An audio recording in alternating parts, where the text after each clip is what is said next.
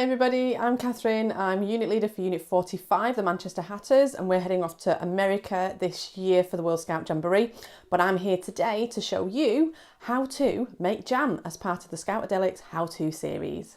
You will need a pan, a thermometer and a spoon. You need jam jars to put the jam in once it's ready. You'll need some fruit. I'm using Victoria plums here today, and there is 2 pounds worth of fruit here. Along with the fruit, you'll need some sugar in the same quantity as the fruit. So I have 2 pounds here of sugar. So I'm using plums from my garden that I harvested during the summer. I've frozen them and then defrosted them. So they are a little bit squishy. So whenever you're preparing your fruit, just remember to wash it, make sure all the bits are out. And particularly with the plums is to make sure that the stone inside is out. So this is a little bit of a messy job because you're having to do it by hand. Whilst it's cooking, you just want to kind of stir the fruit to make it a little bit more mushed up. Now there is a benefit to using frozen fruit because when it thaws out, it's already a little bit mushy, so it doesn't need as much cooking as, say, fresh fruit does. So now that the fruit has been cooked down, we're going to add the sugar. So here's the sugar, and it is going in. So we've got the same quantity of sugar as we have fruit. So we put 2 pounds of plums in, and we also have 2 pounds of sugar, and basically you have to add that and then let it dissolve. It looks a little cloudy now.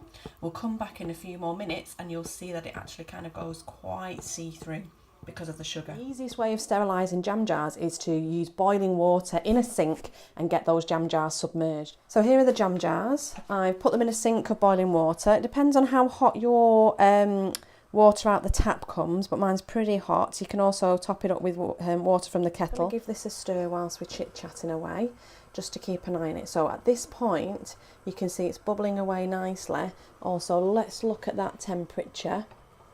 If we can see it on the camera. So you can see we're coming up to, we've gone past 90 degrees, we're on to about 96. We've got to get it over 100, about 104. So always keep an eye on this pan as it goes. So how do we know when the jam's up to temperature and ready to set? Well, there's 2 ways of doing it. One is checking that thermometer. If you haven't got a thermometer, not many people have a jam thermometer, then I'll show you the drip test now. So you can see the jam is now getting a little bit bubbly and frothy. We're not too far off the temperature, but let's try that drip test. So we don't want it to trickle down. So that is quite runny still.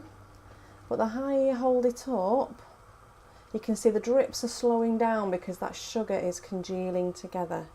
Can we see that? So you can see it's quite gloopy. But as it cools down, you can see that it's quite stuck. We need to now get the jam jars out of the water. It's quite warm, so just be careful. Now I like to be clean and tidy, and just in case the jam drips so it doesn't get everywhere, I use a piece of kitchen roll to put underneath the jam jars. Okay. Once they're all out, you're ready then for your jam transfer.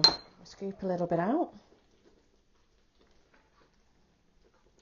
We pour it in, and then we start to fill up the rest. So just be very, very careful at this stage, everybody.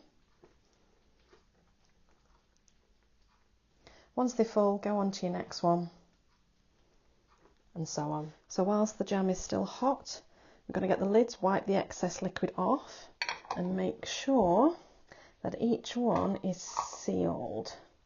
Now the heat will kill any more bacteria because it's still piping hot. Once you've got all the lids on, it's going to take a good few hours for all that to cool down. That, my lovelies, is how you make a jam, and hopefully this little jar may be winging its way to a certain Scoutadelic.